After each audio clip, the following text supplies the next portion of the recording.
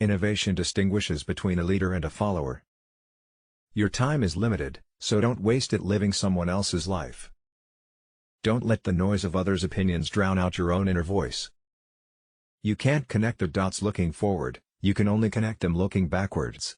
So you have to trust that the dots will somehow connect in your future. Be a yardstick of quality. Some people aren't used to an environment where excellence is expected. Stay hungry. Stay foolish. I'm convinced that about half of what separates the successful entrepreneurs from the non-successful ones is pure perseverance. You can't just ask customers what they want and then try to give that to them. By the time you get it built, they'll want something new. People think focus means saying yes to the thing you've got to focus on. It means saying no to the 100 other good ideas that there are. You have to pick carefully. We're here to put a dent in the universe. Otherwise, why else even be here? My favorite things in life don't cost any money. It's really clear that the most precious resource we all have is time.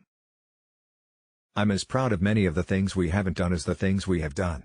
Innovation is saying no to 1,000 things. Your work is going to fill a large part of your life, and the only way to be truly satisfied is to do what you believe is great work. And the only way to do great work is to love what you do. If you haven't found it yet, keep looking. Don't settle. As with all matters of the heart, you'll know when you find it. Have the courage to follow your heart and intuition. They somehow know what you truly want to become. Sometimes when you innovate, you make mistakes. It is best to admit them quickly, and get on with improving your other innovations. That's been one of my mantras: focus and simplicity. Simple can be harder than complex. You have to work hard to get your thinking clean to make it simple. Quality is more important than quantity. One home run is much better than 2 doubles. Being the richest man in the cemetery doesn't matter to me. Going to bed at night saying we've done something wonderful, that's what matters to me. The people who are crazy enough to think they can change the world are the ones who do. For the past 33 years, I have looked in the mirror every morning and asked myself, if today were the last day of my life, would I want to do what I am about to do today? And whenever the answer has been no for too many days in a row, I know I need to change something. What is Apple, after all? Apple is about people who think outside the box, people who want to use computers to help them change the world, to help them create things that make a difference, and not just to get a job done. Things don't have to change the world to be important. Technology is nothing.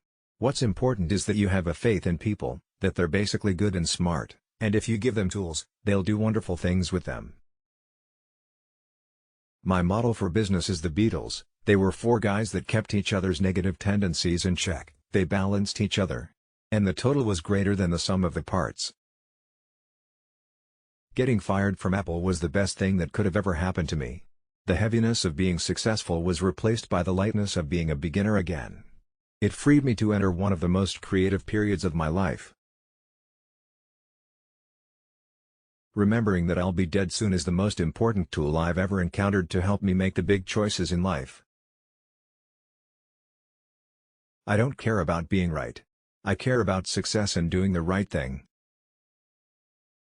For you to sleep well at night, the aesthetic, the quality, has to be carried all the way through. The doers are the major thinkers. The people that really create the things that change this industry are both the thinker and doer in one person. You can build your own things that other people can use. And once you learn that, you'll never be the same again. Ultimately, it comes down to taste. It comes down to trying to expose yourself to the best things that humans have done and then try to bring those things into what you're doing. Once you discover one simple fact, and that is everything around you that you call life, was made up by people that were no smarter than you. That's why we started Apple. We said, we have absolutely nothing to lose. I was 20 years old at the time, Woz was 24 to 25. So we have nothing to lose. We have no families, no children, no houses. Woz had an old car. I had a Volkswagen van, I mean, all we were going to lose is our cars and the shirts off our back.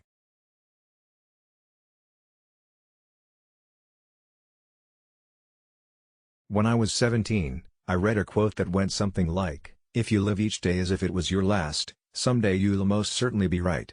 It made an impression on me, and since then, for the past 33 years, I have looked in the mirror every morning and asked myself, if today were the last day of my life, would I want to do what I am about to do today? And whenever the answer has been no for too many days in a row, I know I need to change something.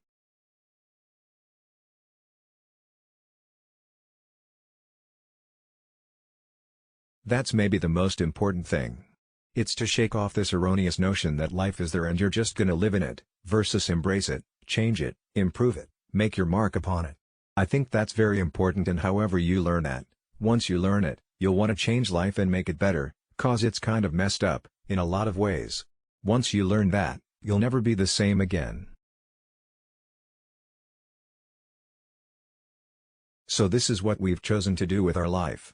We could be sitting in a monastery somewhere in Japan. We could be out sailing. Some of the executive team could be playing golf. They could be running other companies. And we've all chosen to do this with our lives. So it better be damn good. It better be worth it. And we think it is.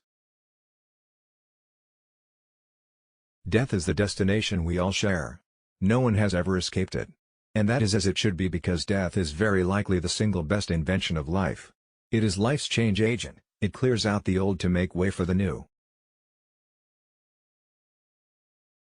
If you really look at the ones that ended up, being successful in the eyes of society and the ones that didn't, oftentimes, it's the ones who were successful and loved what they did so they could persevere, when it got really tough.